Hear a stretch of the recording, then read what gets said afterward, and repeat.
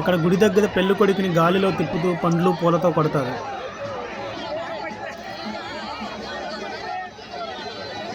విజయవాడకి 28 కిలోమీటర్ల దూరంలో కృష్ణా జిల్లాలో ఉయ్యూరు గ్రామంలో ఉన్న ఉయ్యూరు వీరమ్మ తల్లి తిరునాళ్ళకి సుమారు 800 సంవత్సరాలకు పైగా చరిత్ర ఉంది. ప్రతి సంవత్సరం భీష్మ ఏకాదశి రోజు నుండి స్టార్ట్ అయ్యి 15 రోజుల పాటు అయితే ఈ తిరునాళ్ళు జరుగుతాయి.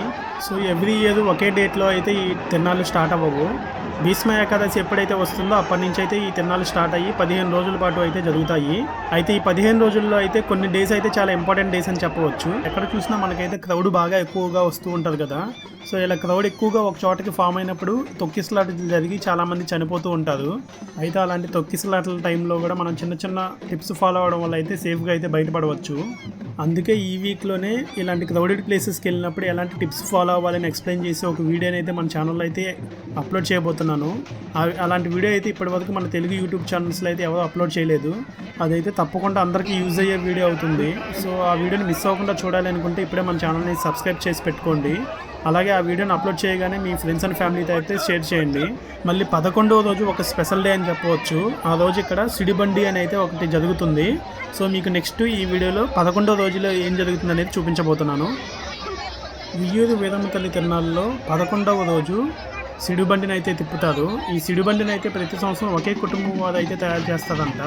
ఈ బండిని అయితే చింత చెట్టు ఇంకా తాటి చెట్టు కలపని వాడి మాత్రమే తయారు చేస్తారు.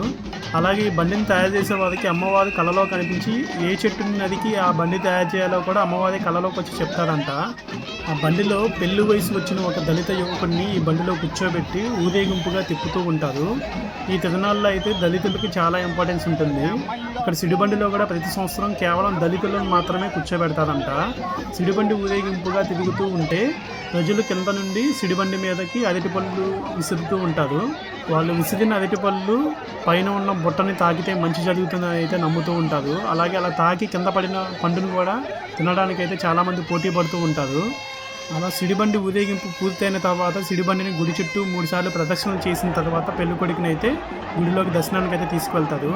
ఇక్కడ నేనైతే లైవ్లో చూశాను, చాలామంది భక్తులు ఆ పెళ్లి కొడుకు బండి దిగిన తర్వాత కూడా ఎగబడిపోయి ఆయన కాళ్ళ మీద పడిపోయి కాళ్ళను తాకుతూ వాళ్ళ కోరికలు చెప్పుకుంటూ దండాలు పెట్టడం అయితే చూశాను.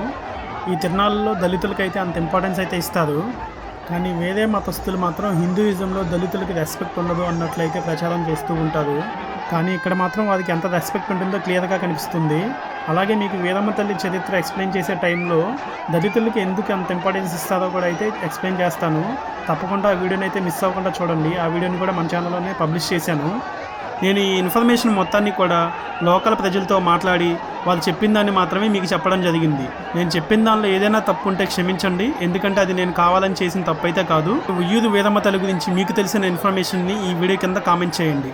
అయితే మన ఛానల్లో శ్రీశైలం పాదయాత్ర మీద అయితే ఒక వీడియో రాబోతుంది. సుమారు 50 కిలోమీటర్ల దూరం, అది కూడా అడవిలో కొండలు ఎక్కుతూ దిగుతూ సాగే నడకైతే చాలా బాగుంటుంది. సంవత్సరం మొత్తంలో కేవలం 20 రోజులు మాత్రమే ఓపెన్లో ఉండే రూట్ అది. సో ఆ వీడియోని అయితే మిస్ కాకుండా చూడండి. ఇదనే ₹1 కూడా ఖర్చు పెట్టకుండా కేవలం మన వంటగదిలో దొరికే వస్తువులను మాత్రమే వాడుతూ ఒక డైట్ చేసి దాదాపు 20 కేజీలు వెయిట్ అయితే తగ్గాను. ఆ డైట్ ఎలా చేయాలి, ఆ డైట్లో ఏం తినాలి అనేది ఎక్స్ప్లెయిన్ చేస్తూ ఒక వీడియోని అయితే మన ఛానల్లో ఆల్రెడీ ఎక్స్ప్లెయిన్ చేస్తూ ఒక వీడియోని అప్లోడ్ చేశాను. సో వెయిట్ లాస్ అవ్వాలి అనుకుంటున్న వారైతే తప్పకుండా ఆ వీడియోని అయితే చూసేయండి. Thanks for watching. Jai Hind. I'm Ghazala from Washington DC.